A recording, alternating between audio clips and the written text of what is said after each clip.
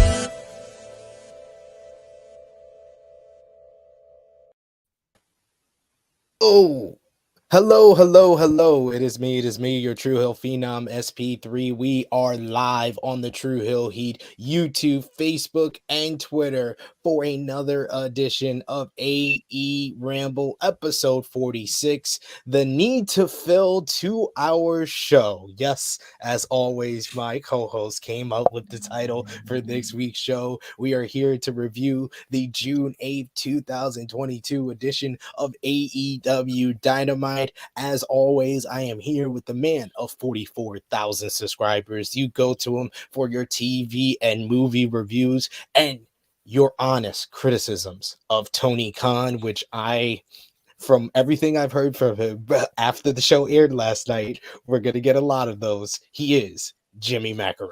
First of all, did you call him Tony Khan? You didn't hear what he called himself last night? You didn't listen right before the Atlantic Championship announcement? AEW, led by the visionary, Malcolm X, Tony Khan. Go ahead. I was over the show then. That was like 30 minutes in. Yes, 30 right? minutes. Who called himself a visionary? Actually, it was Tony Schiavone that said it. Shut up. You know, he wasn't getting fed any lines from the other Tony. What are you talking about? That's preposterous.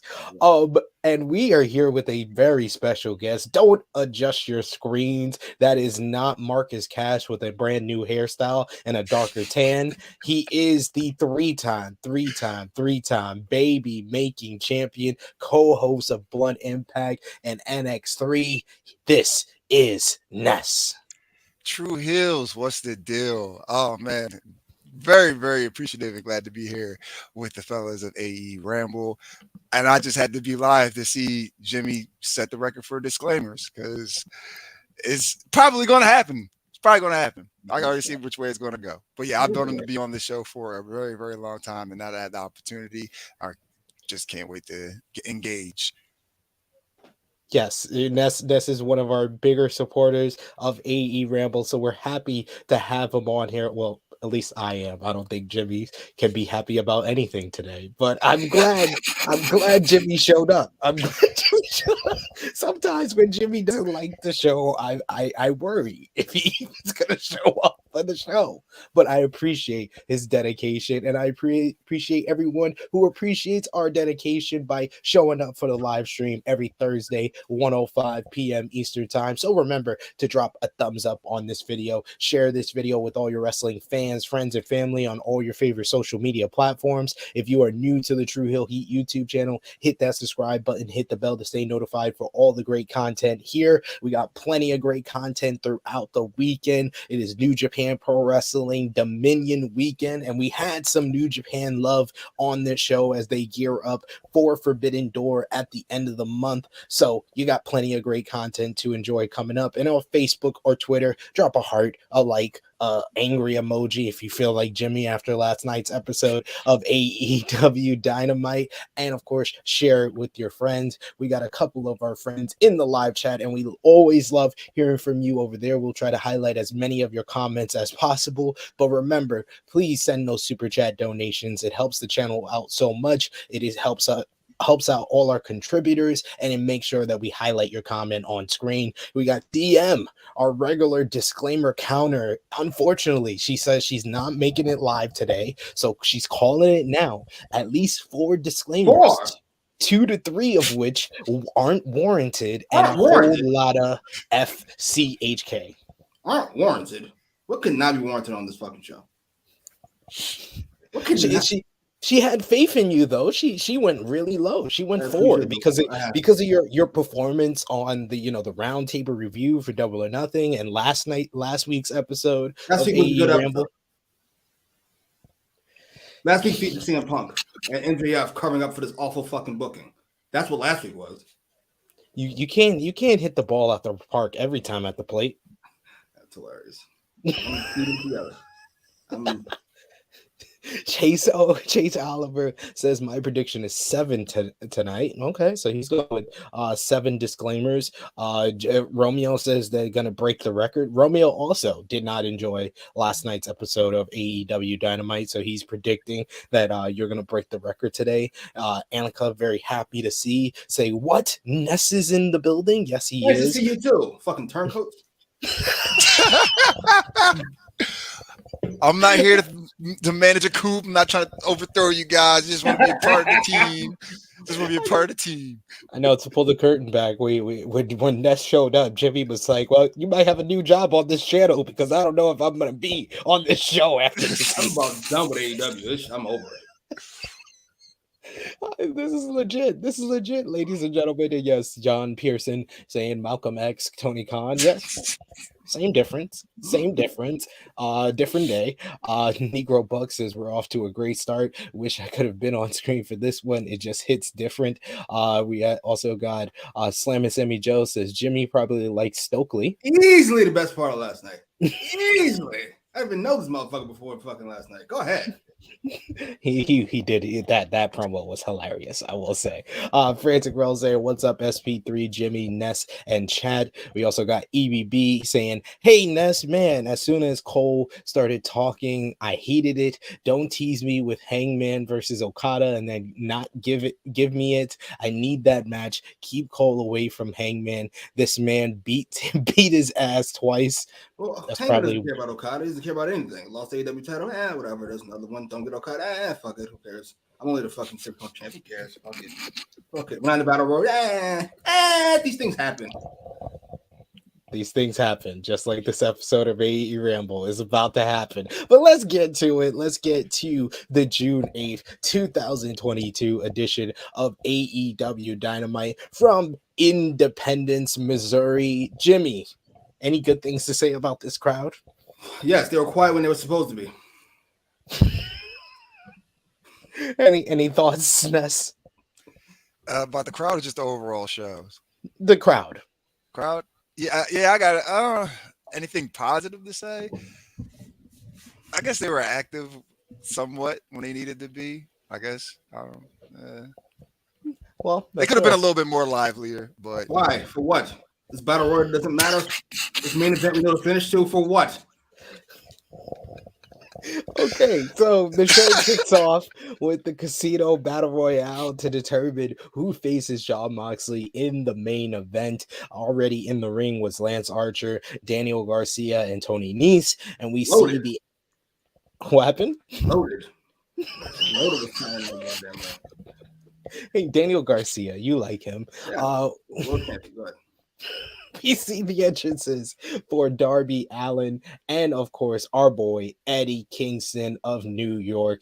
He comes out and directly goes after Daniel Garcia with the two men trading strikes to give this a rapid start. We get Lance Archer delivers a choke slam to Nese, and then Darby hits Archer over the head with a skateboard before following up with his torpedo tope suicida. We then get a face-off with Darby and Eddie in the ring. They trade hard strikes and slaps. The next 5 entrants out in the Casino Battle Royale were Ricky Starks, Jake Hager, Ray Ray Phoenix, Swerve Strickland, and Keith Lee. Darby and Ricky Starks go at it, rekindling their rivalry immediately. Swerve and Our Glory do multiple double teams to Nice. We then get Swerve and Nice fighting on the apron with Mark Sterling helping Nice, but Keith Lee comes and eliminates Nice. We then get a little face-off between the big man of Lee and Archer, center ring.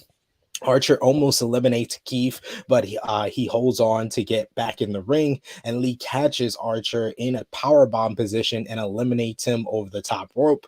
The next 5 out was John Silver, Takeshita, Max Caster, Austin Gunn, and Colton Gunn. Of course, we got to comment on Caster's rap. On his way to the ring, he threatens to break Ray Phoenix's arm again like he did Punk's foot, and says that the only 2 guns that shouldn't be banned are the ass boys. That was pretty good. Next 5 out were Powerhouse Hobbs, Kyle O'Reilly, Bobby Fish, Dante Martin, and the returning Wheeler Yuta from Japan. Darby Allin does a coffin drop on Red Dragon on the floor. When they enter, we get some Ray Phoenix versus Dante Martin high flying exhibition during this. Caster and the Ass Boys do their scissoring centering before Phoenix eliminates Caster.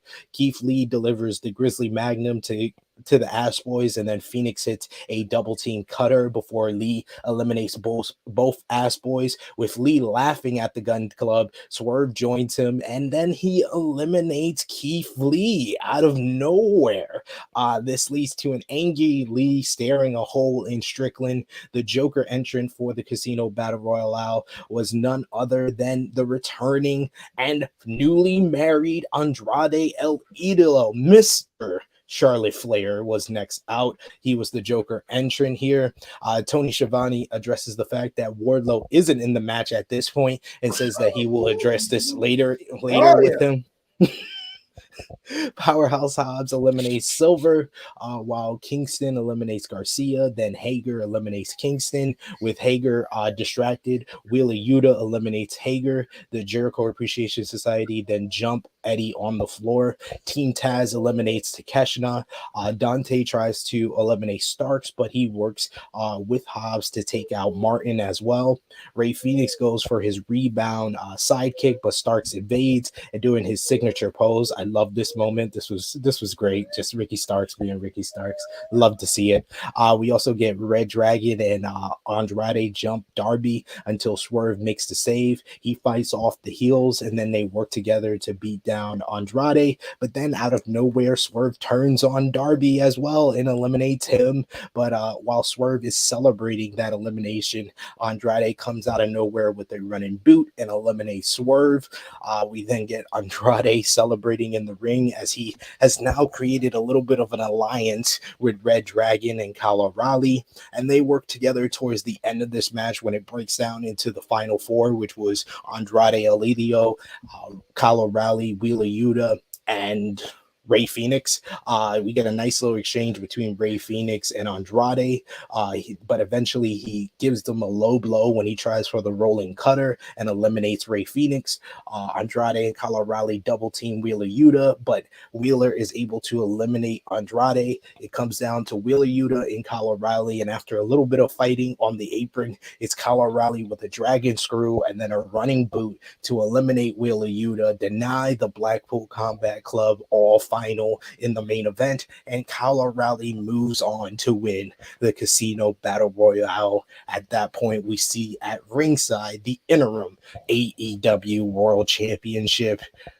I thought that this was a fun little battle royal. It had its moments. It was fun for like the final 4 portion. There was like a middle section that was kind of boring between when it got down to the final 4 and when Swerve eliminated Keith Lee. But other than that, there was some good moments here, especially Ray Phoenix versus Andrade. But I know someone who hates casino battle royales and hates battle royales in general. Jimmy, what did you think? I don't hate battle royals. They just have to be done right, and AEW can't do them right, so I don't enjoy them. I don't know what the fuck this was. I'm not entirely sure why we did this. Well, I know why we did it. We had 2 hours to go, so fuck it. We need to do something. So we're gonna do a 30-minute battle royal in the first fucking match of the show.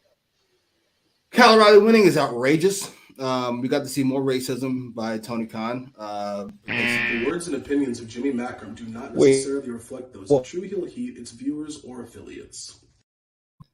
Not because Kyle O'Reilly won. That's not where the racism is. The racism is in him thinking all Negroes are fucking idiots. So Swerve, with a success... The words and opinions of Jimmy Macram do not necessarily reflect those of True Heel Heat, its viewers, or affiliates. So Swerve, with a successful alliance with Keith Lee, decides to throw Keith Lee out of the match halfway fucking through because he's a fucking dolt. I did not like that. I always think that that's one of my most hated spots in any like Royal Rumble or Battle Royal. If you're with your tag team partner, at least wait till the end to eliminate them. But no, Swerve's an idiot. Why? Well, we know why. He's black. He can't be that bright. The words and opinions of Jimmy Macram do not necessarily reflect those of True Heel Heat, its viewers, or affiliates. Right over the top rope he goes. And then, did anybody care after this? I'm just asking. Did anybody care after this? Oh, it was a great match between Ray Phoenix. Who cares? Isn't the winner facing Moxley? Why are we going through all this? This is dumb. Now, if you had a Hangman or Wardlow or somebody in this match, and then they face Moxley, sure. Otherwise, don't do this fucking match. Just put Moxley in place of CM Punk at the pay-per-view, and let's all move on with fucking life. Hey, they had to make this an episode, though. You know what will make that an episode? Write it. Write the episode. That's your job. You're the fucking visionary, you cunt. Right. The words and opinions of Jimmy Macram do not necessarily reflect those of True Heel Heat, its viewers, or affiliates. It should be everybody's fucking opinion. It should be. And all these psychopaths on Twitter I saw last night, that's why I was most upset. I couldn't sleep once that shit went off. I actually watched it for a half hour after it went off. I couldn't fucking sleep. So I decided to go on Twitter. And all these bums on there defending this fucking nonsense. We'll get to the Wardlow stuff. We'll get to the Hangman stuff. Defending this nonsense like it makes any kind of sense. I want to apologize. I called Sean Rice Sapp an idiot, I think, a couple weeks ago. The words and opinions of Jimmy Macram do not necessarily reflect those of True Heel Heat, its viewers, or affiliates. I called him an idiot a couple weeks ago. Not now. A couple weeks ago. I want to apologize because he was on the right side of the opinion this time. As was Lance Storm and a couple other people. I apologize. Go ahead. But the rest of you bums. I'm sorry. Let me say it before, because I don't want to sound like I'm insulting anybody, either you or Ness. So I'm going to say before you even say anything, the rest of you bums. The words and opinions of Jimmy Macram do not necessarily reflect those of True Heel Heat, its viewers, or affiliates. Bums! Why is that my fault? Why do I get a fucking disclaimer for bums? Why do I get a disclaimer? That's not even me, ladies and gentlemen. That's our producer. That's our producer now. Explain to me why. I need to know why. Tell me. Drop the bomb. If you believe in Nazism, are you not a racist? Did I be called? I'm simply telling the truth. The words and opinions of Jimmy Macram do not necessarily reflect those of True Heel Heat, its viewers, or affiliates. Oh, shit. My head hurts. You know when you laugh too hard and your head hurts, your head feels like some weight is on it? That's how I feel right now. Yes. Ness, what was your thoughts on the Casino Battle Royale? It was what it was. Honestly, like I wasn't too fond of the Keith Lee and Swerve thing, but I'm going to try to make some sense of this. Now, Keith Lee wasn't paying attention, so that probably would have been the only chance that's probably Swerve's biggest threat in that whole match was Keith Lee. Honestly, you know, with him not paying attention and being caught off guard, he felt that he was going to, you know, all his other threats would have been out after that. That's the only way I can say that was going to work that way. Everything else, I feel like you guys, I don't think that should have happened the way it did. So that's my way of trying to make sense of it. But yeah, I feel like this was I don't want to call it a waste, even though Jimmy's going to say it was a waste. Go ahead. Because it just felt like whoever won this was just going to get fed to Moxley, which, you know, we'll get into it later. But shout out to Kyle O'Reilly. I'm a huge Kyle O'Reilly fan. So the fact that, you know, he won this and it came out of like left field, because he definitely didn't seem like one of the people I thought was going to win. But you know, I guess it's all right to put some shine on a guy that really doesn't get it as far as singles wrestling. You know, he's in a tag team within a stable, within a faction in AEW at the moment. So No, I'll give it that, but it wasn't anything crazy. But shout out to Will Yuta. He had a huge pop when he came out, and it seemed like people were behind him to win it. So it'd be a Blackpool Combat Club main event. That would have been nice too. Yeah, I just felt it was too soon to do the Wheeler Yuta versus John Moxley match once again. So I didn't think he was going to be that big of a challenger. I did agree with what John Pearson said in the chat that Swerve was the star of this. And I think the only way him eliminating Keith Lee makes sense is if this is the start of them breaking up. If they get back together and everything's fine. Even if he's an evil mastermind, it doesn't make sense. If he's an evil mastermind, it's worse. You wait till the end.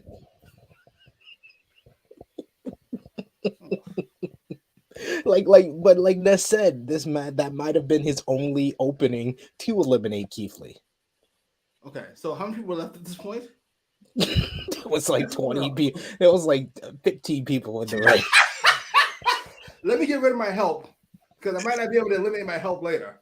Let me eliminate him so I can take all these other 14 people. What? But he got Darby on his side. He got Darby on his side too. Another idiot. He probably hangs out with Negroes, apparently. The words and opinions of Jimmy Macram do not necessarily reflect those of True Heel Heat, its viewers, or affiliates.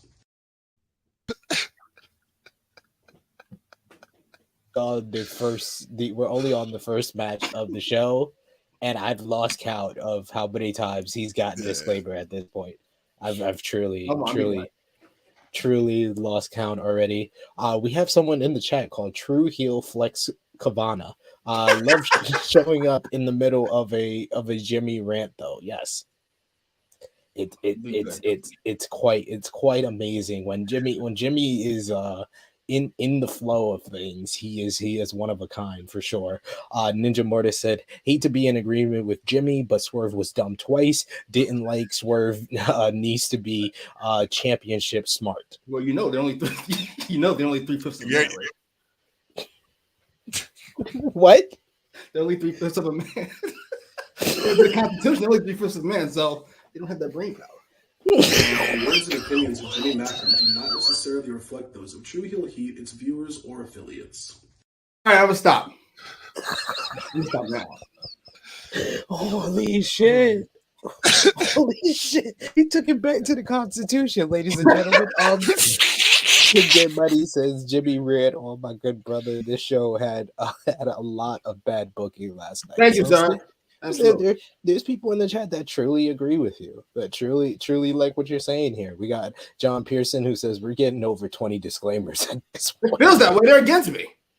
Hey, I'm not even in control of the disclaimer at this point. I think Romeo was like, I see what today's gonna bring, and he decided to get into the backstage. He was like, I want Sid to focus on recapping the show, so I'm gonna take the reins here. Ninja Mortis says, how much to make Jimmy watch and review an episode of NWA? We ain't got the kind of money, Chief. Yeah, sorry.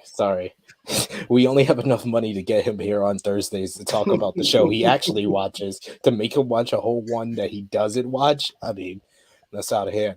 Oh, so we're at 8 so far, according to Annika and Ace and Nick. I feel like people come to this show just to count their disclaimers at this point. 9. Oh, 9. Jesus. So we're at 9. Oh, is that you, my boy Blue? Is he True Heel Flex Commander? Oh, that's you, my boy Blue. Oh, okay, nice. I would have had no idea, Blue. So thank you for letting us know. Welcome, brother. Thanks for letting us know. Yes. Appreciate you. Appreciate you revealing your gimmick, Mark Calloway. But yes. Wow. That was just the first match, ladies and gentlemen. First match, first segment of the show. It only gets worse. We got through it. Backstage, we see John Moxley. He cuts a promo about tonight's main event. He talks about this year being strange and how he has been big game hunting for 3 years in both AEW and New Japan Pro Wrestling. Mox says it hasn't been easy, but he told you in January that he would be taking the wrestling world by the balls. And he says this tournament and the title, whatever it's called, belongs to him. Mox says he will take the AEW World Championship back come Forbidden Door, and then says, "Love you, Mom," to end the promo. Great stuff by Jon Moxley, the best babyface promo outside of Eddie Kingston, which we will get to. But any comments on the Mox promo, Ness? Straight to the point. Said what you needed to say. Got it. Because this feels like all this is just feed to Mox. So let him do what he wants. Jimmy? Yeah, Mox is great. He's always great. He doesn't need any. He's just great. Absolutely. Commentary back from break say that CM Punk had successful surgery on his lower leg. I kind of found it strange that they don't want to say that he has a broken foot. That was kind of weird. It was very weird throughout the show. Found it weird that we didn't even announce that fucking CM Punk was hurt. We did it on Rampage, which has half the viewers of fucking Dynamite. Should we have opened the show with fucking CM Punk is hurt? We should have got a recap. You are absolutely right. We should have got a recap of running that the show. It can't be the visionary, can it? It is the visionary himself, Malcolm X 2.0, the king of diversity, Antoine Khan. I think this is an appropriate episode to bring back this one though. Oh, you know why he's doing visionary? Because fucking MJF ate his balls last week. So I wanted to make sure. I'm not a mark. I'm smart. I know things. And just to prove that Tony Khan knows things, commentary then moves on after talking about CM Punk to introduce a new championship is coming to AEW. The All-Atlantic Championship is coming soon. I literally have in my notes here. Wait, what? Why? The All-Atlantic Championship tournament bracket is introduced, and we see that we're gonna see the UK's own Pac versus the Australian-born Buddy Matthews, and that's gonna be the first match of this tournament. But we're also gonna see the Canadian-born Ethan Page versus Bulgaria's own Miro. We'll have an all New Japan Pro Wrestling matchup, and then we'll have Mexico's own Penta Oscuro versus someplace in the UK for Malachi Black. I'm sorry, I didn't look it up. The winners will face the Netherlands. Thank you, Ness. See, we have Ness here for something. The winners will face in a 4-way at Forbidden Door to determine the first All-Atlantic champion. So, Jimmy, what was your reaction to this new title for AEW? At first, I was upset because why? You don't need a belt. You don't have too many belts already. You don't need another one. But it helps with booking. You can't book, so just add a title, and therefore you don't have to book. You just fucking make random matches, and they're calling fucking championships. So listen, I am not complaining whenever they add something that can help this bum be less of a bum. Quite frankly, I do. The words and opinions of Jimmy Macram do not necessarily reflect those of True Heel Heat, its viewers, or affiliates. Totally undeserved. That one was undeserved. He's a bum. They all acknowledge it. I do agree. 9 out of 10 have been rightful. That one wasn't. I'll give. And I see this is the Intercontinental Championship. Is it? The Intercontinental Championship is a secondary title. It's because it has a similar type of fucking intercontinental. This feels more like the European title. That's what I was thinking.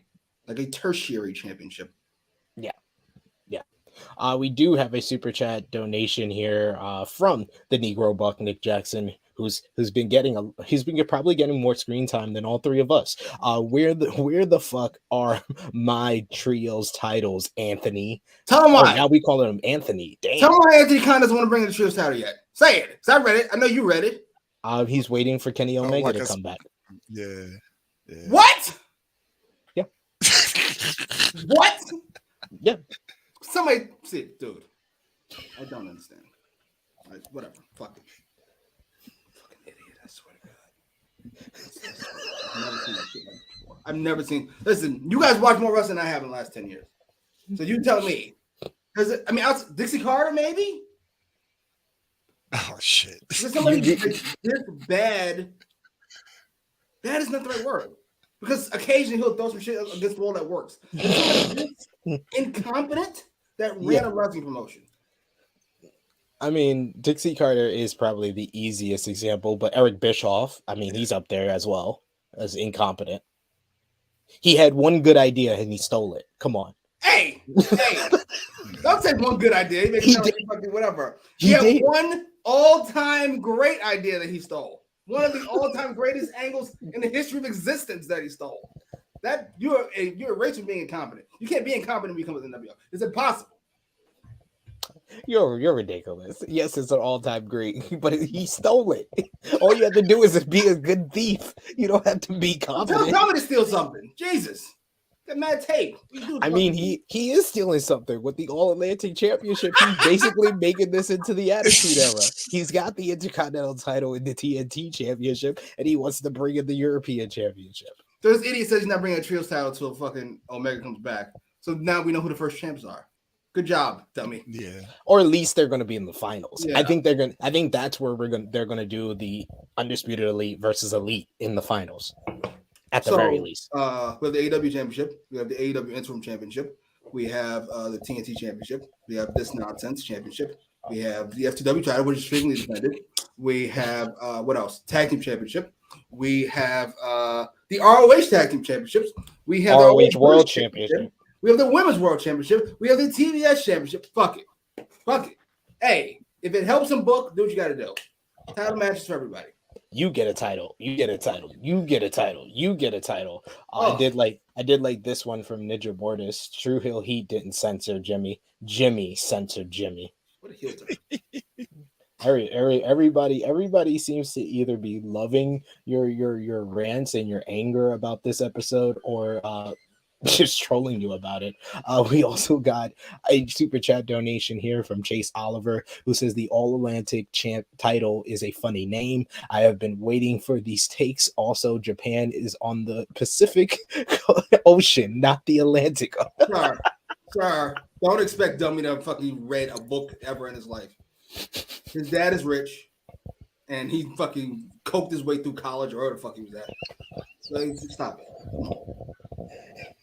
Oh, how did Romeo give you the disclaimer for your last comment and not this? Hey, He gets a free one. thank you. That one I didn't earn. That was free. I probably agreed with that. That's probably why. Yeah. That is, no, but that is fair. Oh, wait a minute. We got the Owen Hart belts that these dummies are carrying around. I apologize. That one dummy. Shit. Yeah. Those are like trophies. They Those make are them trophies. They look so dumb as belts. They They're like the most important belts in the company when you just see them. You go, oh. I wish he wouldn't carry it around like it was a belt. I wish it would like be in like a case. Like if he's at commentary, just put the case by the commentary booth like that. Like that would be nice. But yeah, the fact that he's carrying it around like a title, it just makes it seem like you have two more titles you just randomly created. But yes. The bright side of this All Atlantic Championship is the tournament itself, because we got an absolute banger to start things off. When this match was announced, I was like, this is the most shredded matchup in AEW history. These two guys look like absolute action figures, as it was Pac versus Buddy Matthews of the House of Black. Yeah, I was looking forward to this one very much so. We got a nice exchange to kick things off with both men showing their strength and athleticism. Pac takes out Buddy Matthews on a dive and fakes him out and then gives him the Dikembe Mutombo finger wag. Have a series of fake outs until Pac tosses Matthews over the timekeeper's table on the floor. Back from commercial break, they just turn this up to like 10. We get Pac hits a tilt-a-whirl DDT with Matthews caught in the ropes. Pac and Buddy trade strikes and reversals. Pac hits a stiff super kick, but Buddy Matthews responds with a rising knee strike. Pac comes back with a rebound German suplex and a huge lariat for the double down, where the fans are just chanting and saying this is awesome. Pac catches Buddy on the top rope with a common Gary. We get Matthews reverses into a rolling sit-out Liger bomb for a near fall. Buddy catches Pac going to the top rope, but before he can hit the cheeky Nando's, Pac hits a side kick and then jumps off the second rope backwards into a poison Rana. I have never seen a poison Rana from that position. That was just awesome. He follows with a running pump kick in the corner and then hits the Black Arrow for the victory here. This was an absolute banger all action, hard hitting, and some wonderful chemistry on display. I want a rematch like ASAP between these two. And this is exactly what me and Jimmy talked about on the Double or Nothing roundtable. Why couldn't we get some of these matches before their trios match at Double or Nothing? I was like, this is what we wanted. Why are we getting it now? I guess because the All Atlantic Championship has been born. Post match, the Lucha Brothers come out to celebrate with Pac on the stage. House of Black consoles Buddy Matthews, and we get a brief stare down between Malachi Black and Penta Oscuro, as they will also be facing in the All Atlantic Championship tournament. And Pac has moved on, so he'll be in the 4-way at Forbidden Door on June 26th. Jimmy, what did you think about this match? It was a great match. I loved every minute of it. This would have been really cool in the Owen Hart tournament or in the build up to that feud. But whatever. It happened. Can't do anything about it now. I did like the finish, especially. Pac looked like an animal towards the end. He was so much better than this guy. I hope Pac gets a significant push. I doubt to put the bet on him though. Feels like Miro's to win, right? I'm gonna say my prediction. I'm so. We still got 17 days until Forbidden Door. Right now it's a toss up between Miro and Malachi Black. Either one of those, I think should be the first winner of this title. Ness, what did you think? This was an amazing match. Probably my favorite match of the night.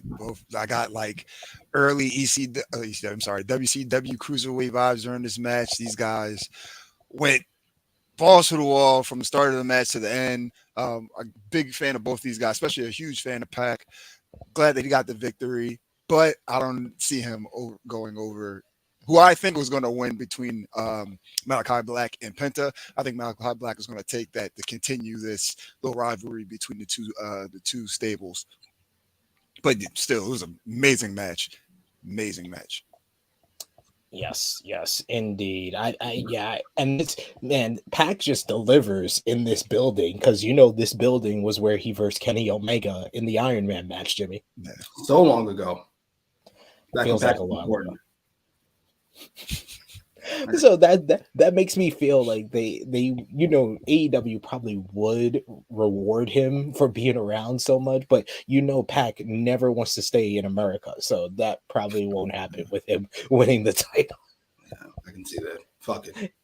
He's like, I don't want to stay here. This is America, damn it. We got Will Chisholm, who says this is the greatest episode ever. So Jimmy, you're delivering. You're delivering what the people wanted. I'm glad they enjoyed my fucking 2 hours having to sit through misery. We got Nick Jackson, who says Pac versus Matthews was awesome. We got Roxy, who says such a good match. Annika, who says, why couldn't any of these guys go for the TNT title? I don't know. That's a good one. But the whole thing with the TNT championship is kind of why I don't think Miro should be the first champion, because I want Miro to move up. This feels like a parallel. Like he's not going up from the TNT championship. He's just staying on the same level by going for this new title. I want Miro to be in the 4-way, not get pinned, not be involved in the pinfall, and then move up to the upper echelon. Like I said last week, I want to see Miro versus a Hangman Page, versus a Wardlow, versus a CM Punk when he comes back, versus Moxley for the interim championship. Why not? So I want him to move up. I don't want him to stay on that same level that he's at right now. Sounds right. That's why I said Malachi Black needs something at this point, desperately. Yes, and the Booker. Stallhard says that match was the fucking shit, and to think Vince used Buddy to try and get Ray's talentless offspring over. Damn, why we gotta do that was mean for no reason. Why we gotta do Dominic like that? I mean, he's not talented. I mean, compared to Hook, he's nowhere near Hook? Where's Hook? Taz has the better child. He's gonna be on Rampage this week. Rampage is the Hook show. Doing what? He's gonna be with Danhausen. Oh. Everything's working out for him. We got Big Mike in the live chat with us. Thanks for joining us, Big Mike. We appreciate it. Chase Oliver agreeing with Ness, saying match of the night for me. Pac feels like the perfect guy to be the first All-Atlantic champion. If he ever wants to stay in America, maybe. I mean, that'd be cool. He could go across the Atlantic to Japan. Fucking dummy. We also got EVB who said, dude, who do you think will be the New Japan Pro Wrestling representative in the 4-way? Ishii would be perfect. Ness, who do you think? Oof. ABB said that Ishii, he's already, it could be Ishii, maybe even Suzuki. Give me another match between those guys. Because they've already been in AEW and they're familiar with the talent there. But I would love for it to be Ishii. I'm a huge Ishii fan, man. I wouldn't mind it being him. Yeah, I agree with you. I like Ishii, and I wouldn't mind him being the representative for New Japan. I did call someone else, though, Shingo Takagi. Give me Shingo Takagi versus Pac versus Miro versus Malachi Black. Oh, my God. That would be an absolute banger. We also got Shadow Ranger who says, everyone, we won an AEW Trios title. AEW, here's another men's singles spell. Yeah, because it was kind of like why? I gotta admit, the belt is beautiful. It's beautiful in my opinion, but like why? I mean, that was my biggest question coming out of this whole show is like, why did we need another singles title? Like, I don't think we need that, but okay. Well, let's say you want to do a feud between Malachi Black and you think of a babyface that's not currently utilized properly. That's outside of America. There shouldn't be anyone from America in this. Since the tournament is all people outside of America, I don't think anyone should get a shot who's from America. I actually don't hate that idea. That's what would make it special, and I think that was what made like the European title kind of useless after a while, because they did the tournament and it came down to British Bulldog and Owen Hart, and it was all good. They had first couple of champions, then Shawn Michaels wins it, and it was all kind of downhill from there. We also got Frantic World doing the count for us, saying so WWE has 19 titles, AEW has 10 if you add the ROH titles. How many brands does WWE have? They have 4. So that's what, fucking a little under 5 per brand? And we've got 10 for one? I mean, to be fair, the 4 ROH titles are going to go away when they get TV time. We have a whole lot of shit that's going to get fixed eventually. A whole lot of shit is going to happen eventually. Just keep waiting. We just have to get there. We're not going to abuse fucking. You know what? You WWE fans who dealt with the pre-AEW life, you're like a fucking abused girlfriend who used to get her ass beat on a daily basis, and now her new boyfriend just emotionally abuses her. And like, he's so great. He isn't. That was just a super cunt. And this is a cunt. The words and opinions of Jimmy Macram do not necessarily reflect those of True Heel Heat, its viewers, or affiliates. I was just waiting for that because I was like, damn, do I have to pull the trigger on that one? It was apropos. It was a strong analogy. I will give you that. Backstage, Eddie Kingston calls out Jake Hager, Daniel Garcia 2.0, Chris Jericho, and says that he hates them all. King says that he wants Hager on Rampage. He then tells the production assistant trying to count him down to stop trying to count him down. He said at the start of the promo he only had a minute, and he went over the minute. And he then calls the production assistant on camera and says, now you could tell the truck that I'm done. This is my outline. Why does Eddie Kingston think this is real, and why is it Ness? I don't know, but I love it. Man.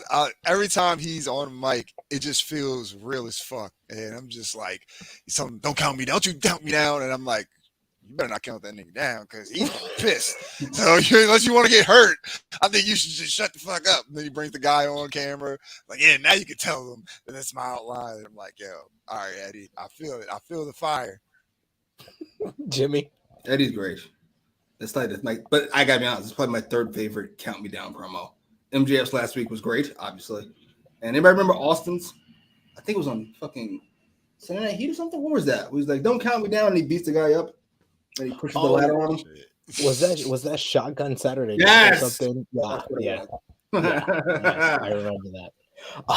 Back from break, we get Trent Beretta is in the ring, and he's bummed out because today is National Best Friends Day, and all of his friends aren't here. He's also bummed out because 2 weeks ago, Roppongi Vice had a shot at the ROH World Tag Team titles, and they didn't win, but they didn't lose either. So he calls out FTR.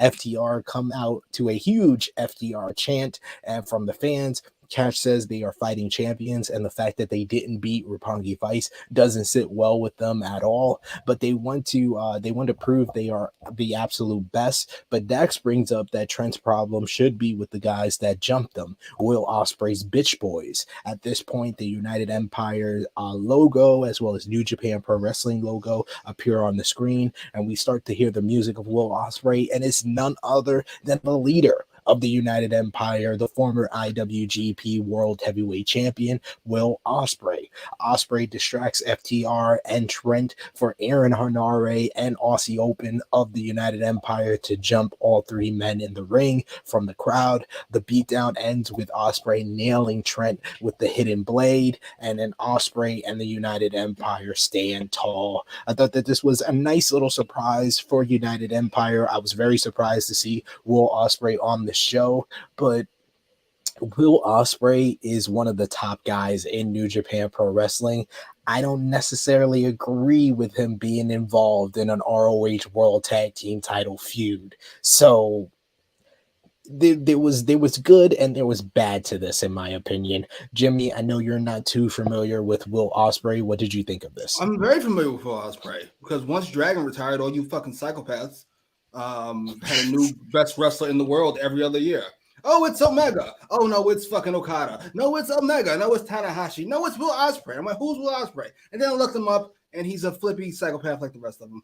He was a flippy psychopath. Not necessarily reflect those of True Heel Heat, its viewers, or affiliates.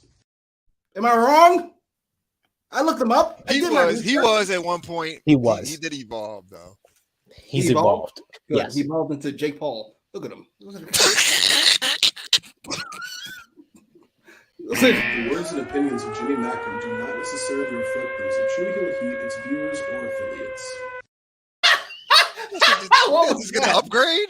This got an upgrade. I think we reached a new record. Was that a signal that we reached a new record on the show? We're getting close.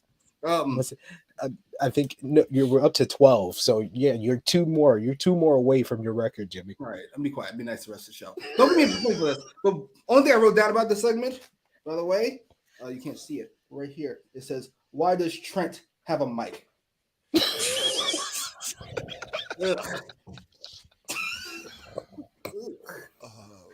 Oh, any thoughts on that? You're more of a New Japan Pro Wrestling fan. Were you happy to see Ospreay and United Empire here? Yeah, I'm very happy to see Ospreay. He's one of the guys from New Japan that I wanted to see in AEW for a long time. But I got to agree with you. I hope they brought him into this feud solely to be able to introduce Aussie Open and Aaron Hanare and like the not so known guys of the United Empire, but let him do his own thing. Let him go face off against the other big stars of AEW, because it really would be a waste to have him in just like tag team matches, just feuding with, just a tag team, So just have him be the head of this, because clearly he's the head of his faction. Let him be there for that. Let them get their win, and then he goes on to do stuff of his own in AEW. Did his teeth shave down? I'm sorry. I apologize. No, please. I apologize. We got The opinions of Jimmy Macram do not necessarily reflect those of True Heel Heat, its viewers, or affiliates. That one's on me. You couldn't even go 2 minutes after saying you're gonna behave. Now you have tied your record of 13 already. Ospreay says that we got Stallhard who says Ospreay needs to ditch the YouTuber look. We got Chase Oliver who's says laugh my ass off. He did look like a Paul brother. Yeah, I can't unsee it. I can't unsee it either. He looks like Michael Rappaport.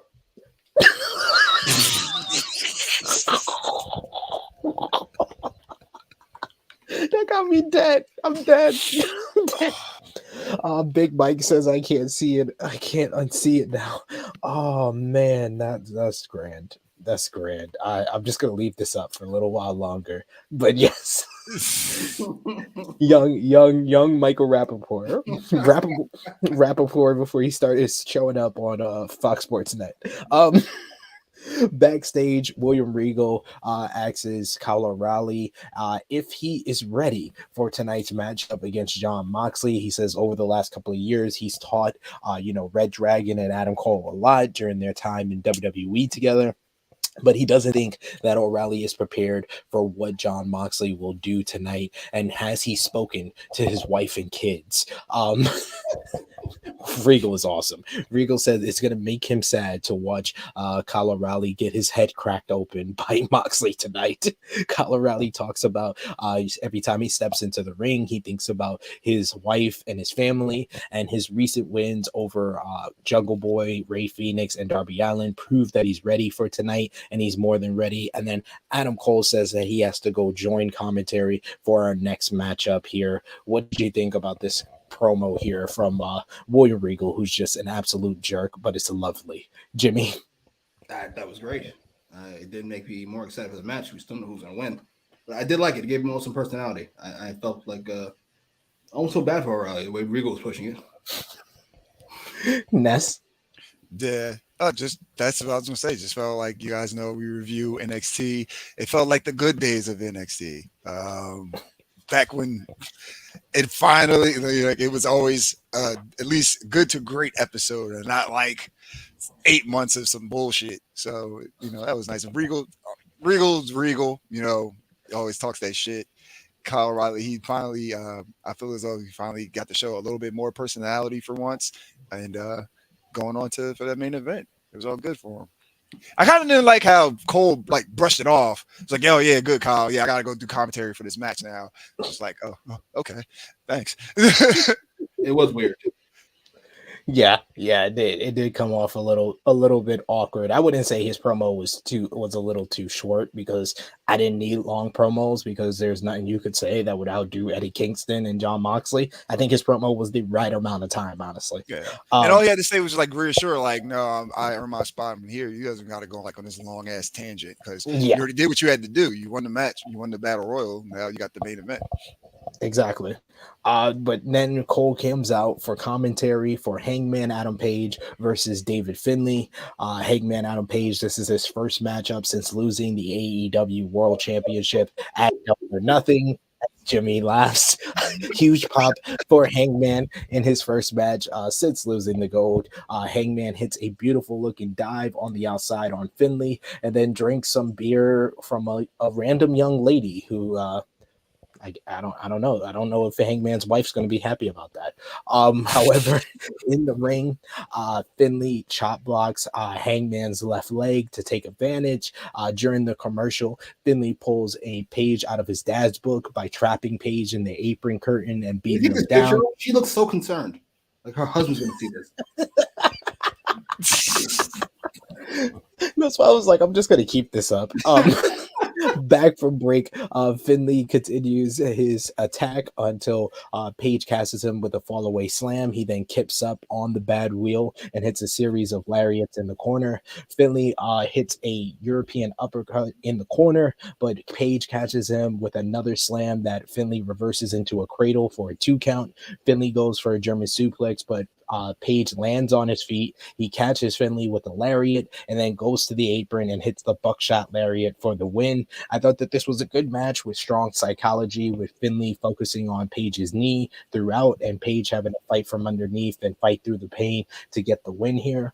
Post-match, Hangman grabs the mic and he says that there's a lot he wants to say about the AEW World Championship, but he can't tonight, it seems. Tonight, he wasn't in the Battle Royal, and it looks like he won't get a title shot anytime soon. He remembered, though, that there's more than one world title in professional wrestling. Paige says that He wants the IWGP World Heavyweight Championship, and he wants Okada. This leads to Adam Cole getting on the mic and says that Okada might not be the world champion by Forbidden Door, and it might be his good friend Jay White, but he didn't think of that because Hangman doesn't think like a champion.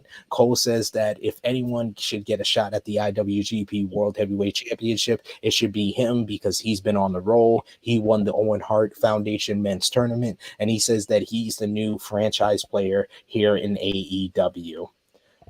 I like the match. The promo, honestly, the promo, because of what happened last week with MJF criticizing Tony Khan, this once again just made Tony Khan look like a bad booker, honestly. Because why wouldn't you? Because they didn't really give you a reason why Hangman wasn't in the Battle Royal, wasn't involved. It made it seem like either Tony Khan has an agenda against him or Tony Khan is not good at his job. And I only expect that on Thursdays from Jimmy. So, Jimmy, what did you think about the match with Finlay and Paige and Paige's promo? Match, who cares? Match was there. It was good. Unless he's wrestling fit Finlay, I'm not interested. I'm trying to think about something about the match. It happened, and I watched it, and then it ended. As for the promo, I think this did significantly more damage to Hangman than it did to Tony Khan. I already knew he stunk. Hangman apparently worked 3 years or something, then lost it and didn't give half a fuck that he lost it. Didn't give half a fuck that he wasn't in the Battle Royal. I wasn't in it, but yeah, these things happen. You win some, you lose some. Ain't the only belt in the world. What are you even talking about? And wait a minute. Keep it together because I'm gonna keep it the number where it is. I'm gonna say this. Can you believe? I'm not sure how much you guys are on Twitter. Can you believe some of these people, these Twitterers, wrestling fans, said Hangman wasn't in the Battle Royal because, and I quote, he had a match already. What kind of person would think that is an acceptable reason not to have the latest world champion not in the Battle Royal to crown? Like, we cancel the Finlay match, the whole world is going to go into shock because we're not getting Hangman versus Finlay. I don't understand. I would have been upset. He knows I would have been upset. I don't understand what's wrong with these people. And I don't understand when I thought AEW fans were supposed to be different. But no, they're just wrestling fans. Just like the rest of them. People of questionable character, we'll say. That's fair. Ness, what did you think about Paige and Finlay and the post-match promo from Hangman and Adam Cole? It was another great match. My only gripe was with the finish with Hangman, selling his knee, but then he does the fucking buckshot Larry, flips over, and it didn't seem like it didn't bother him at all. And I'm just like, okay, all right. So just fuck selling the knee. I mean, he went to it like after the match, and I know there's always a thing about pushing through the pain and adrenaline and shit like that. But I just think, me personally, I would have liked it a little bit better if maybe he would have won with like 2 dead eyes or something like that, because he was selling it. Finlay was working the knee throughout the majority of the match. Hangman was selling it all up until the finish, But again, that's just a small gripe I had. But it was a decent match, regardless of that. I gotta agree with you guys. I don't understand why the latest former champion isn't on the path of at least trying to get the championship back. I'm not even going to try to make any sense of it because it doesn't make any sense. There's no rhyme or reason why he shouldn't have been in the Battle Royal or anything like that. But I guess maybe it's a mental thing. We all know he has these I'm gonna call it depression, but that's his character. He runs into these roadblocks and he fucks with them mentally. So maybe that's his way of going about is like, fuck it, I don't want to deal with this shit in AEW. Let me try to go out the New Japan guys, even though it's going to happen in AEW regardless. But I mean, him and Okada is going to be a decent match. Adam Cole, has a point. There's a high chance that Okada doesn't make it out of Dominion as champion, and that'll be like a whole nother storyline as well developing with the Bullet Club. But yeah, as far as Hangman and even Finlay, I feel like these guys definitely were kind of on the same paths. Hangman just lost his championship. Fucking Finlay just lost his tag team partner. So it's just like both these guys are going through a lot of fucked up situations right now. And only one of them can semi make the situations better. And it wasn't Finlay. So let's see where it goes for Hangman. A good point here from Stat King saying even the Deadeye requires Page to use his knees. So, yeah. I just wanted him to at least sell it a little on the buckshot when he landed on his knees. Like he could have got the lariat and then sell the knee before he got the pinfall, but he just got the pin. Or just fall on one knee with the Deadeye. I don't fucking know. Do something. I don't know. Sell it a little bit more. I would have been happy with that. Can I ask you guys a question? What would you have done to fix this title mess? Before this show episode and before that awful announcement that nobody even fucking understood, and then had to clarify with a statement. Imagine having to do something 3 times to get it right. Anyway.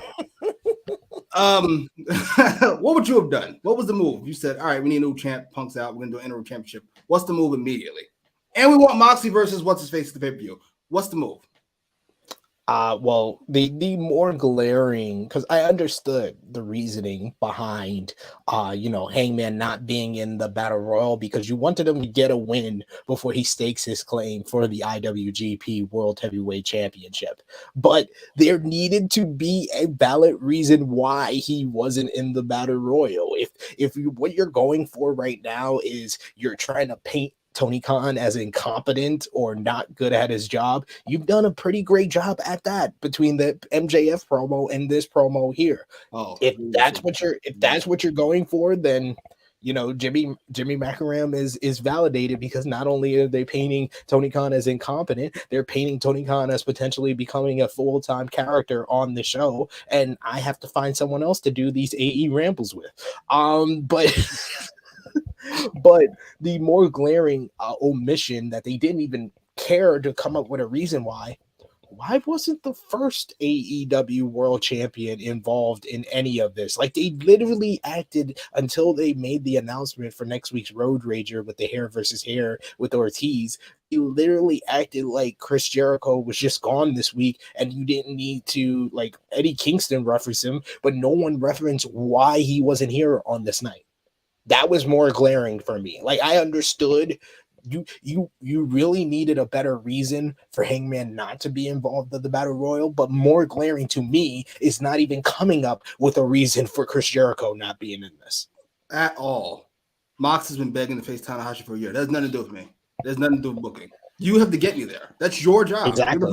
Get me there. Mm-hmm. How about we do a fatal 4-way? Ready? Hangman, Moxley, and Jericho. And then the winner of the Battle Royal. How about that? That would have worked better. That was easy. Or if you wanted to get rid of stole my damn idea. Is that your idea? No, it wasn't. If you want to get rid of the Battle Royal altogether, because Jimmy hates. I said it last week. Oh, I said it last week. My bad. Or you could have did, the ones that aren't injured, 2 former AEW World Champions in Hangman and Moxley out of those 2, and then 2 of, I guess, like the top, 2 guys are in the top rankings, who out of however many people, like you could have like the first and second rankings, they could have been in a fatal 4-way as well, like to make the rankings, feel a little bit more important. Because people get title shots outside of the rankings and shit like that, so they don't really necessarily follow them. Yeah, but that kind of would have worked if you didn't want to go to Battle Royal route. Yeah, I will. Or here you wanted Hangman to get the win, to establish over a New Japan guy, to establish that he has some type of claim to the IWGP World Heavyweight Championship.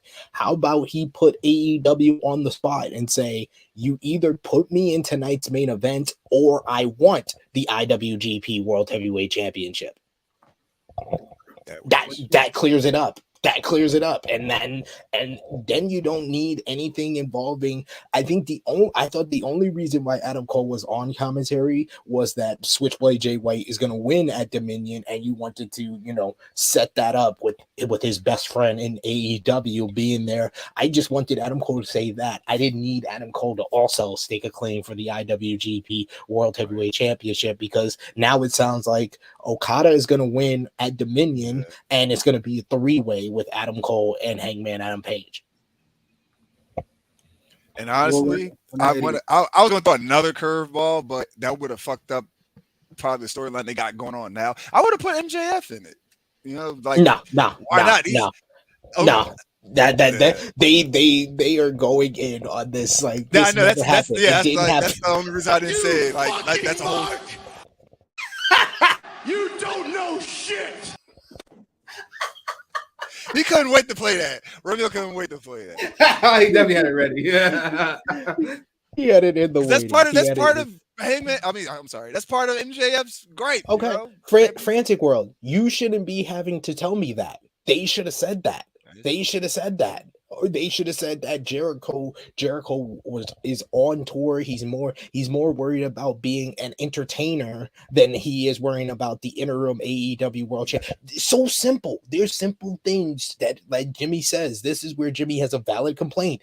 Simple storytelling. Tell me. Don't have a person where I'm reviewing the show the following day have to tell me that Jericho's on tour. He's gonna be on the show next week. Exactly. Exactly. He said that about something. So somebody said something to him about like not being on the show, or whatever, and he was like, "The Wizard doesn't." I don't forget.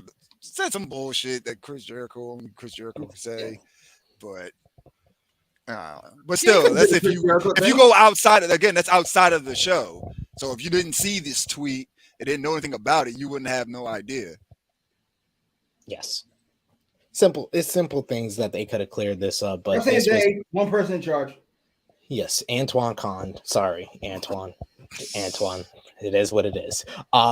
We see earlier today Thunder Rosa challenging anyone for tonight, and Marina Shafir steps up for the challenge. That's going to be on in a little bit. Before that, though, we'll get to I'm not a book it, so fuck it. It's anybody fucking can do it. Did that with Jay. Fuck it. Jay's done. All right, we'll do it over here now. Fuck it. Anybody. Fuck it. Tony Schiavone introduces in the ring Wardlow for an interview, and he says that Wardlow opted not to be in the Battle Royal, and he is here to explain why. The fans chant Wardlow, and Wardlow says, "Kansas City, welcome to Wardlow's world." I do like that. I do. No, that is a good introduction for him. I'm sorry. I know. Yeah, I know for cunt. Is he a heel now? The words and opinions of Jimmy Macram do not necessarily reflect those of True Heel Heat, its viewers, or affiliates. I don't know if he had that ready or if he had to make that on the fly. He had to make that on the fly. So Wardlow confirms that he asked to not be in the Battle Royal tonight because CM Punk is the champion. So if Wardlow isn't making him tap or pin, he doesn't want the title yet. What are you, fucking stupid? Wardlow wants another title, a title that a few men brought respect to until a few men diminished it. It's a title that he had won 3 months ago. He wants the TNT title. This brings out Scorpio Sky, but Dan Lambert and Ethan Page come out to stop Sky from accepting the challenge because he has an injured knee right now. So backstage, we then see Smart Mark Sterling is with security, and Sterling challenges Wardlow to face 20 members of security in an elimination match or verse him in court. So of course Wardlow's going to choose the handicap match for next week instead of taking things to the court of law. So okay. So in a vacuum, I think this is a good answer from Wardlow why he wasn't in the Battle Royal in a vacuum. But he could have said this any type of different way. This is better than Hangman Adam Page's lack of a reason for not being a battle royal, because it is a reason, but it does diminish the interim championship in a way. It definitely does. In a way, it just does. Whoever wins the belt is a bum I don't want to fight. That nonsense they're doing at Forbidden Door isn't worth shit. Continue on with your day. He should just said, I want the TNT championship first, and then I'll go for the AEW world title. It's pretty simple. It's pretty simple, like little nitpicks and changes that could have been done here. But Ness, what did you think? I kind of, like, I'm on the fence with it, because at one point it was just like, all right, you want to, obviously everybody wants to be fucking world champion. So like, it doesn't, in my opinion, it don't matter who the fuck I face. If I can be world champion, I want to be a world champion. But like you said, that is a, what's the word I'm looking for? It's I guess a nice way of putting it, like, oh, build up this baby face, get the crowd behind them. I want to face the real champ, whatever the case may be.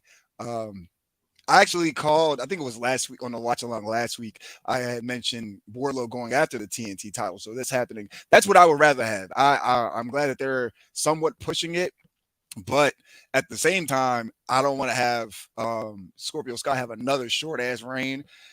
So I'm hoping that the stuff with Mark Sterling kind of carries over for a little bit, maybe add somebody else into it to keep it, rolling for a little bit. But yeah, I'd rather have Wardlow go after the TNT title and win it. That I think that will help build his stock up much more. He's already over as fuck as a babyface, and that's just going to do nothing but make him more credible for whenever the time does come for him to get a shot at the world title. Can we go to Bill's Mafia? Can you see this UFC fighter shit? Look at this. Look at this. Sir, I'm going to be nice. I'm going to be nice. Sir. I already know where you're going with. I think I already know where you're about to go with it. Sir. I mean, you don't what the fuck are you talking about?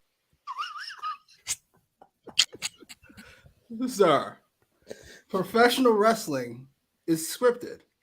Therefore, if you don't have to fuck something up, you probably shouldn't fuck it up. Exactly. What the, sir? I'm a fan. What are you babbling about? What? UFC fighters say fuck that all the time.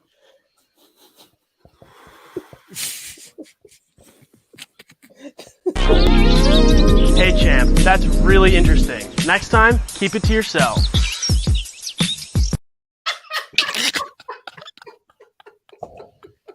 That was the best one. That's a new one. That's a new one. I've never seen that one yet. That was the best one. Backstage they go. We get the Young Bucks are talking about beating the AEW World Tag Team Champions in Los Angeles last week. They then beat the Lucha Bros on Rampage in their hometown, so they want a shot at the AEW World Tag Team titles. The Hardys interrupt to say that they were listening in because everybody eavesdrops on the Young Bucks, it seems. Then they mentioned that they defeated the Young Bucks at Double or Nothing, so they also deserve a shot at the AEW World Tag Team titles. Christian then pops in because, like I said, everyone eavesdrops on the Young Bucks, and he's with Jurassic Express, and he proposes that next week on Dynamite, Jurassic Express defend the AEW World Tag Team titles against the Hardys and against the Young Bucks in a match that Christian and the Young Bucks made famous, a triple threat ladder match. Like, Tony, don't you know that Jeff Hardy was made unconscious in at Double or Nothing, and now his first match back is going to be a ladder match against the Young Bucks and Jungle Boy? Yeah. Seriously, I'm gonna die. He's gonna die in this company, Jimmy. Fuck that. You signed a contract. Get to work. You knew what you were signing that for. You knew what this was. I was waiting for a rant. You know, no, not at all. I love the segment. It was so over the top, ridiculous, and corny that people just walking by the fucking locker room. But hey, fuck it. They don't take the company seriously. Neither do I. I thought it was hilarious. And I thought Christian was kind of perfect at the Jungle Boy's facial expression. Sir. All right. Sorry. Bill's Mafia, that is. Sorry. Ready? One more time. It's an example of people not taking the interim championship seriously. I understand what your point is. I get you. Let's be here. I get you. I'm with you. I get that point. My point is the company should not be having wrestlers not take the championship seriously if they want us to take it seriously. That is all. See that? Kept it together. And yeah, fuck the Hardy Boys. You did well. You did well. You did well. That was the best you could do. That's what did you think about this segment where I think Jungle Boy didn't say a damn word, but he was one of the MVPs of this segment just with his facial expression. Because when he said we, when Christian said we, he looked at him like very telling. That when he said, "Oh, you beat Jungle Boy in his hometown in front of his mom and his parents," Christian's delivery on that was fucking hilarious. And then he said, "You know, it's all about getting the win back. We're gonna be in a ladder match next week." It's like, nigga, what? Yeah. Okay, we're gonna be in a ladder match between the goats of the ladder match and the guys that have been having the best ladder matches in the past decade. We? That's what was your We.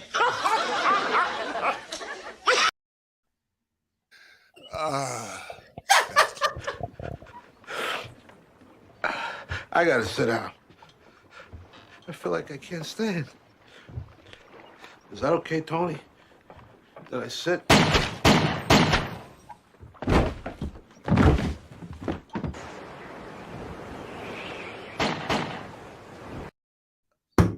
Is that okay, Tony? I didn't even put the two and two together at the time. I'm just like, shit, Jeff Hardy getting fucked up. That's all I was thinking about. That's all I could think about. This man has, and I don't usually like to go off like this either, but goddamn, can he get some type of rest?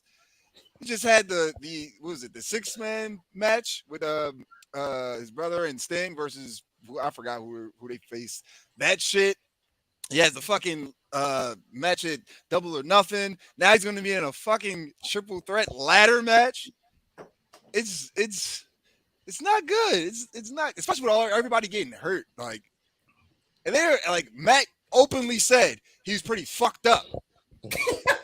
Oh, not enough. Not enough. I don't know. Is that okay, Tony? Can I see? Spoiler alert for The Sopranos, by the way.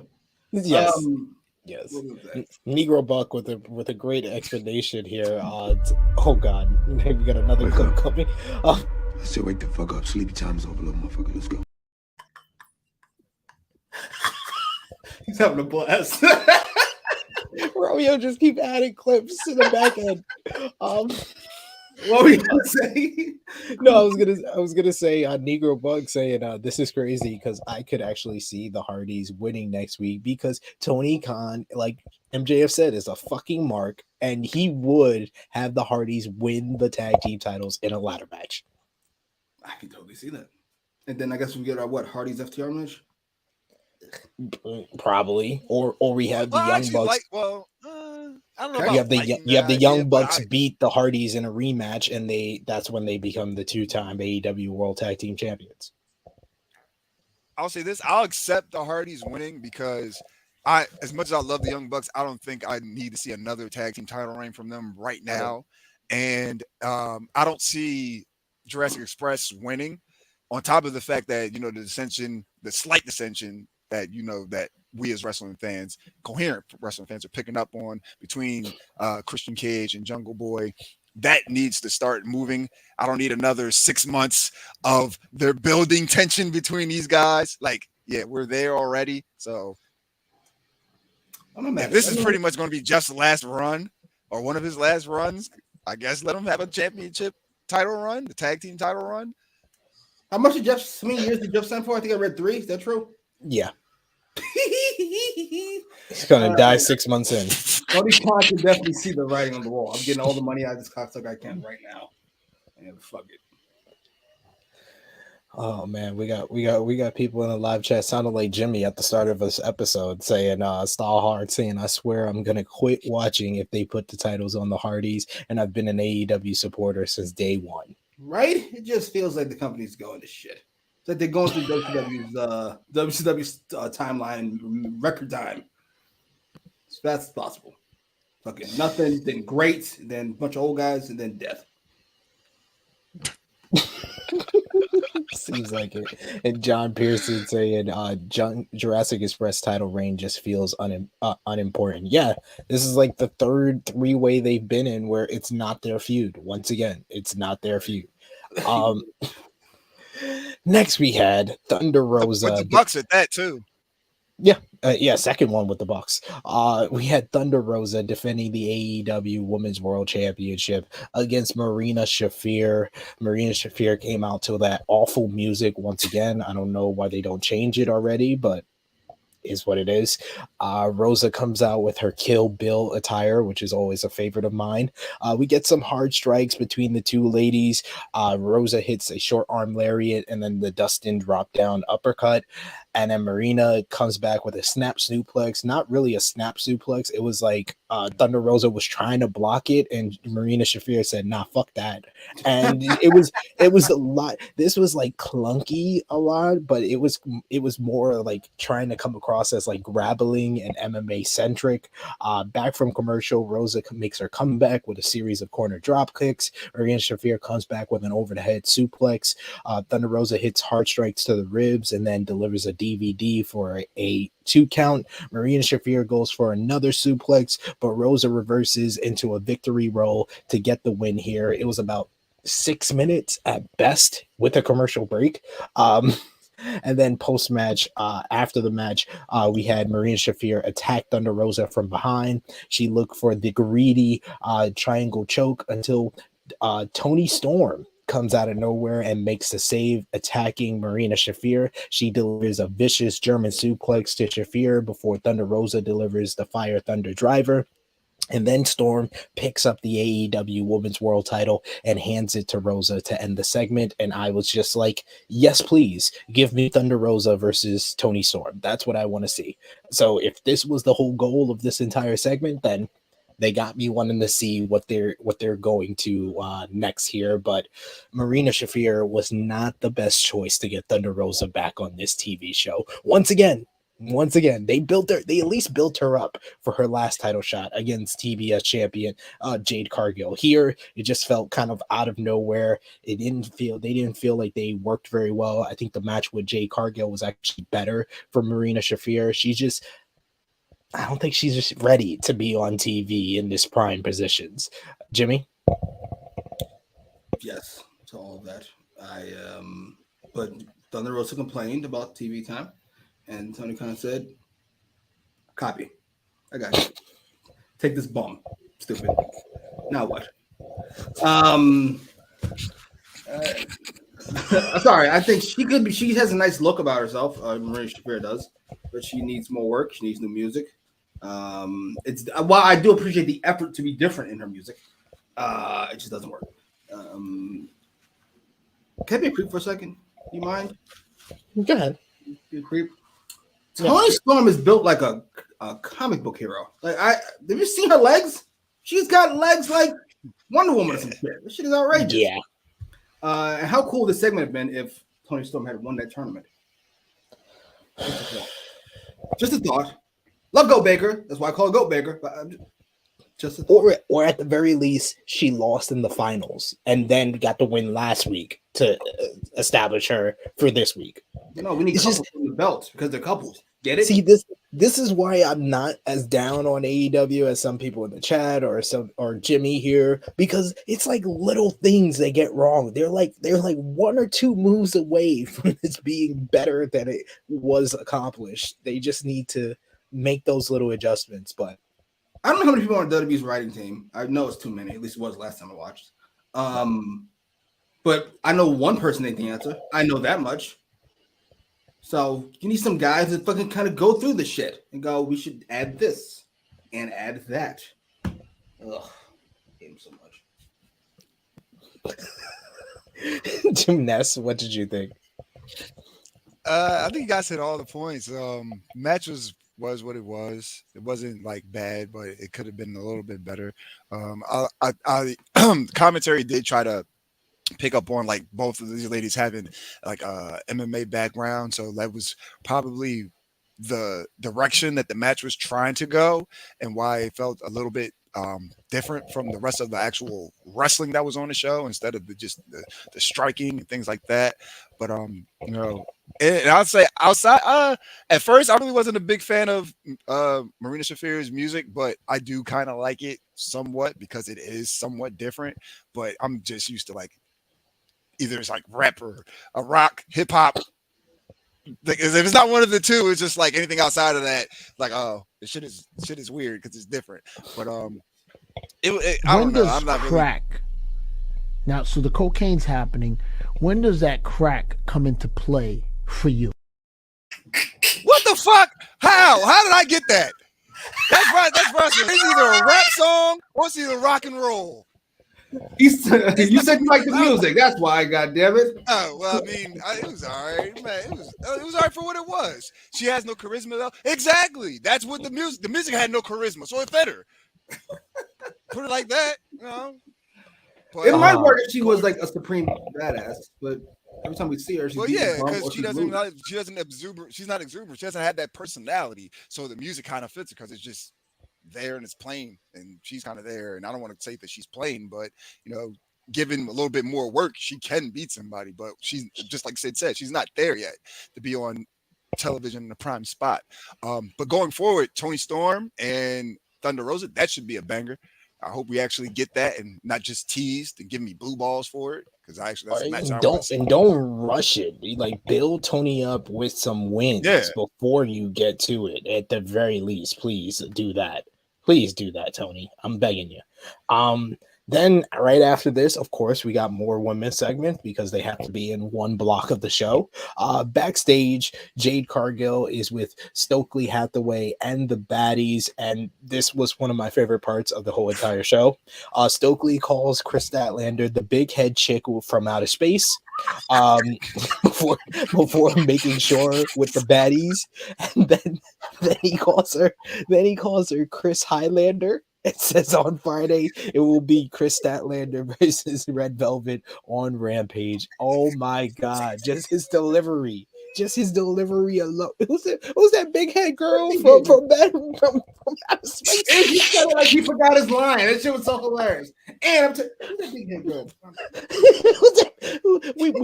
We wanted to talk to Athena, and then the big head girl from outer space. Who's that again? Why is everybody so damn disrespectful around here? He's great. He's great. He's wonderful. Ness, any comments on this segment?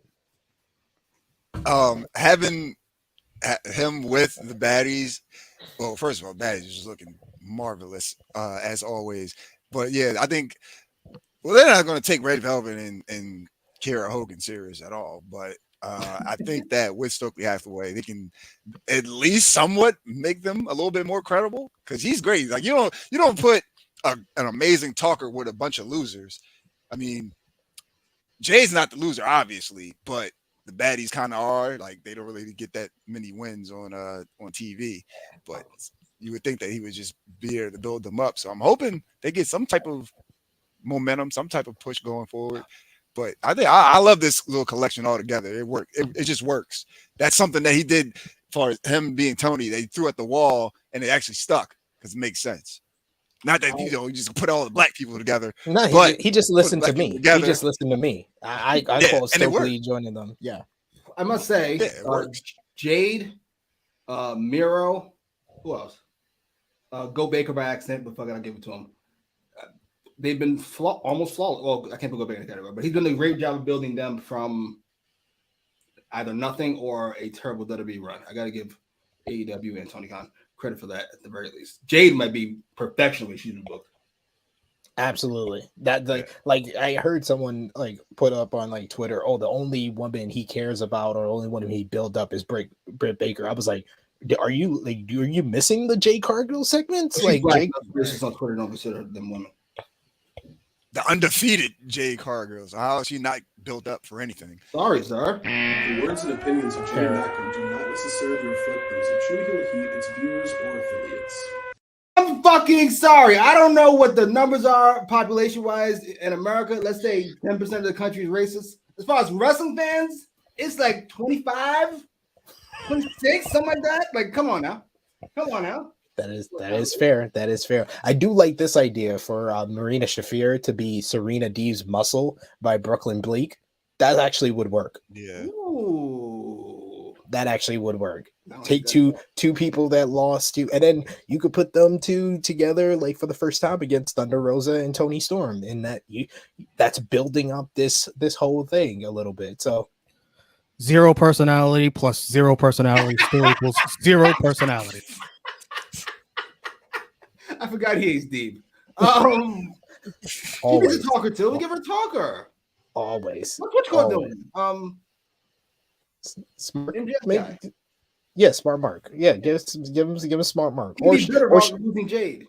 Or Sean Spears. Sean Spears don't have anything to do now that MJF's on his own, so why not? Why not make him a talker? You're just trying to piss me off. Absolutely. That's my job in life, to piss you off. But yes, I like this idea a lot. They did run down the lineup for Road Rager next week. We got the hair versus hair with Jericho and Ortiz. You got the 3-way ladder match for the AEW World Tag Team titles. You got Wardlow versus the 20 plaintiffs, and then you also got Ethan Page versus Miro. Oh shit! Did we totally were so mad about the explanation about the Battle Royal? We didn't even talk about that fucking ridiculous of him fighting 20 fucking security guards. That's the dumbest shit I've ever heard. What is this fucking nonsense? What is this? He had an option. He could have fought him in court, or he versus 20 security guards. How about you stop assaulting security officers? How about you pay what you owe, you asshole? That's a little too easy. Beat him up some more. Fucking cunt. Beat them all up and rip the paper on national TV. That's what we do. Then we had the main event, Jon Moxley versus Kyle O'Reilly, with the winner moving on for the interim AEW World Championship matchup at Forbidden Door. O'Reilly, of course, came out looking very angry, but man, this match delivered. I know the outcome was never in doubt, like Jimmy said earlier, but these two guys, they have different styles, with Kyle O'Reilly being more strike based and submission expert versus Jon Moxley being one of the best brawlers in the game. And they just went out here and just had a fight. Early on, Moxley tries to go for a choke, but O'Reilly gets to the ropes by biting it. That was very good. Moxley lays in anvil elbows and goes for the paradigm shift, but O'Reilly blocks and hits a rising knee strike. Mox hits a King Kong lariat and goes for the Gotch style power driver, but O'Reilly reverses to a triangle choke. He then transitions to a heel hook, but Mox punches his way out of it. Moxley hits a power driver for a close near fall. O'Reilly worked over the knee a lot, even hit like a knee drop on Moxley with his leg hanging in the ropes at one point. So this helped out with the submissions late, but then Kyle hits a slap, and Moxley locks on the bulldog choke, and with his then hits knees to the head. He then hits the running Regal knee, and then the paradigm shift for the win to move on to Forbidden Door. I thought that this was a great main event. It was physically intense, hard hitting, and gave you a hell of a finish. Although the finish was never in doubt, and I knew Moxley was going to win, this was a hell of a ride to get here, and it just felt like a bit like a brawl and a fight of guys with two different styles going at it, and a really strong way to finish off the show here. What did you think, Ness? Yeah, I gotta agree. It definitely was a strong way to close the show. Regardless of knowing the outcome, it still put on. These guys both brought the fight. Fucking when Kyle went to go, get the rope break and use his teeth, and then Moxley kicked the rope, and then like when they showed it in slow motion, I'm just like, shit. First of all, I wouldn't put my mouth on anything like that to begin with, because it's ill. And then secondly, he's like, that shit just looked like it hurt like fuck. So but these guys were just going hard the whole match. Like Moxley was bleeding from his nose, I think, definitely from his mouth. It was just really, really physical. And that's what I expected out of these two. I didn't expect Kyle to win. I just expected a great match, and they both delivered on that aspect. Jimmy, what about you? That, except with less enthusiasm. Because who cares? It's just a way to kill 10 minutes. Like, I'm sorry. Just name Moxley the guy and let's move on. Please.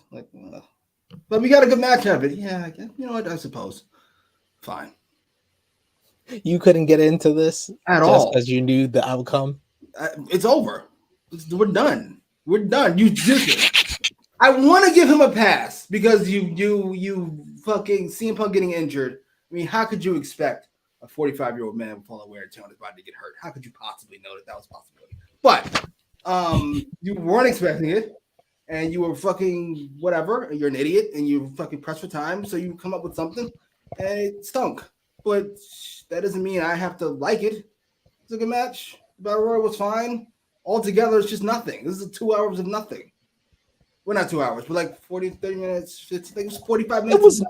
It was noteworthy. It was a noteworthy show. We all know John Moxley is going to be the guy. We spend 45 minutes to come right back around to John Moxley being the guy we already knew he was.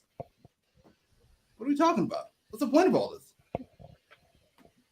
Sorry. Okay, I guess that's a fair criticism here, but that was the main event, the end of the show. So let's put our thumbs in the middle. That's not true, sir. You person. Sorry, baby. I love all of Dragon's matches. Stall Hard. The matches Dragon had with Murder Grandpa. I love brawling style matches. I was gonna say something about Chris Benoit, but I'll leave it alone. No, say so. Say something about Chris. Another disclaimer. The words and opinions of Jimmy Macram do not necessarily reflect those of True Heel Heat, its viewers, or affiliates. Who's got the button? Tony Khan? This is outrageous. Now that's a name. He's got his finger on the. In a long time. A long time. He loves the buttons. He loves all these clips. Let's put our thumbs in the middle for the June 8th, 2022 edition of AEW Dynamite in 3, 2, 1. So thumbs in the middle for Jimmy, thumbs up for me and Ness. Jimmy, out of 10, what did you give the show? 6. Full stop. No explanation. Full stop. Ness, what about you? I give 7.5. That's fair. I'm gonna go with the same. Yeah, I gave it a 7.5. I went 9.5 last week. So yeah, I won't go that high, Jimmy. Don't worry. It wasn't a thumbs in the middle show for me. It was a thumbs up. And anything above a 5, I think it's a thumbs up, ladies and gentlemen. You come home with a 60 out of 100 on your test. Your mom's gonna beat the dog shit out of you. Probably should. That is fair. That is a fair assessment. Jimmy, what was 7.5? Of all the idiots, in all the idiot villages, in all the idiot worlds, you stand alone, my friend. How does he stand alone? We both gave it a 7.5. Yeah. There's people in the chat who even saying 7.5. You're the idiot. You do something stupider than you did the day before, and I think there's no possible way he can top that. But what do? You find a way, damn it, to top. Jimmy, what was your match of the night? Pac versus Buddy. That was a great match. Ness. Same. But honorable mention to the main event. But yeah, definitely Pac versus Buddy. I'm gonna go with the main event. I'm gonna go with Moxley versus O'Reilly. I don't care if I knew the finish. That was hard hitting. That was more than I was actually looking for in that matchup. Ness, MVP. I'm actually gonna go with Kyle O'Reilly for winning the for the Battle Royal and then going out there and having a banger of a match with John Moxley. You know, had to work double duty. Jimmy? Stokely. I'm sorry. Big head is never not funny. Made me reconsider Statlander's whole head. Like, does she have a big head? Kind of, a little bit. Yeah. That was so good. Fair. That's fair. I'm gonna go with Pac. Pac for getting that win over Buddy. I had to give one or the other, so yeah, I'll go with Pac. I want to give co-MVP to Buddy, but I'll go with Pac on this one. LVP, Jimmy. Tony Khan.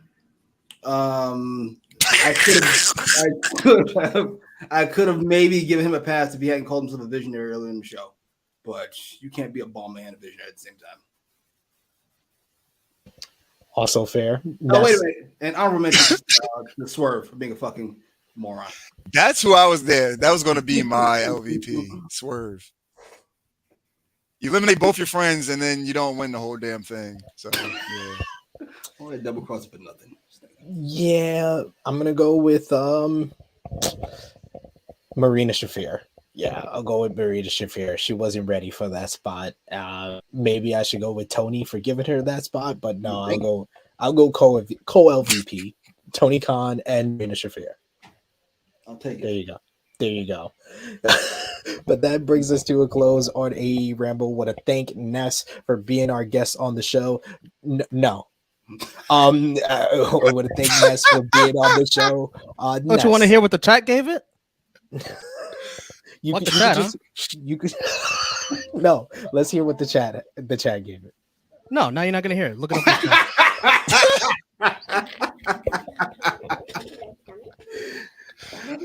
Ness, I hate when he does this. Ness, what did you where can the people find you? Where you be on the channel next? Let the people know, please. You guys can follow me on Twitter and Instagram, skinny__Kravitz, right here on the True Hill Heat YouTube channel every Tuesday. Myself, Chris G, Roman Anthony Colon, we go live watch alongs for NXT 2.0. Our show is NX3 every Thursday, which is tonight. Going live 8 o'clock for a watch along. Blunt Impact, we watch Impact Wrestling. It will be Blunt Impact number 81. Should be a good show. I pop up on the watch alongs.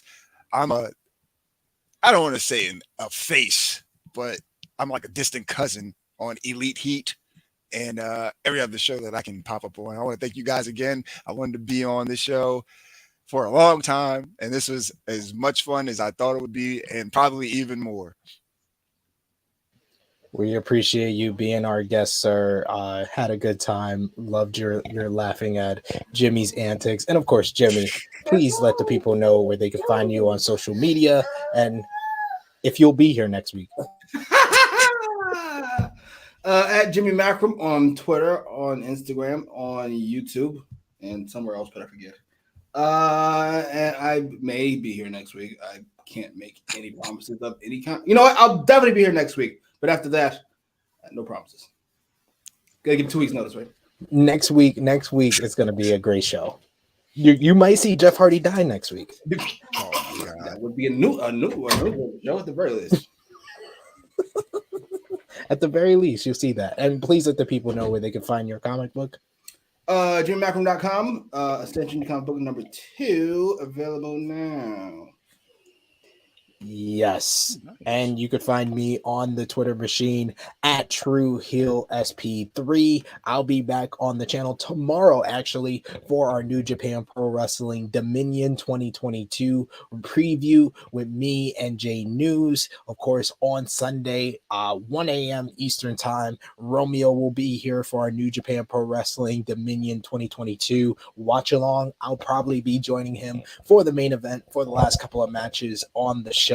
It is going to be morning time here in the UK, so I have to kind of join. It's in my contract, and because I was mean to Romeo for calling me an idiot through clips. But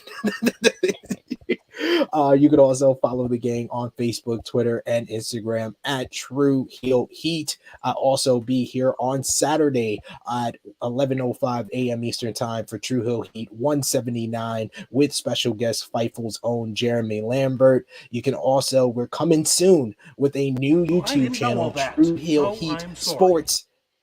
But that's the logo. That's the logo. Logo. Yes. very great job done by Romeo on that. So that's coming soon. So can't wait to see that one. And of course, patreon.com/True Hill Heat, $3 a month, the True Hill Heat Prediction Championship. We got our review for Best of Super Juniors 29. That's up on there as well. ProWrestlingTees.com/True Hills for your True Hill Heat merchandise as well. Final comments to feature here. We got EBB giving the MVP of the show, Romeo, for his antics. We got Andrew saying Jimmy now has a record to reach for. I think it was 15? We got 15 on the show? 15, 16, something like that. 15 or 16. Wow. What a moment. What a moment in time. What a shitty show. Nick Jackson says, great show today, guys. Y'all take it easy. You all take it easy. Thank you for joining us for AEWramble episode 46. For our special guest, Ness.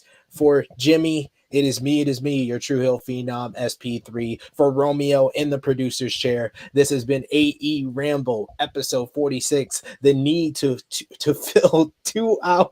No, need 2 hours to fill show. We are signing off until next time.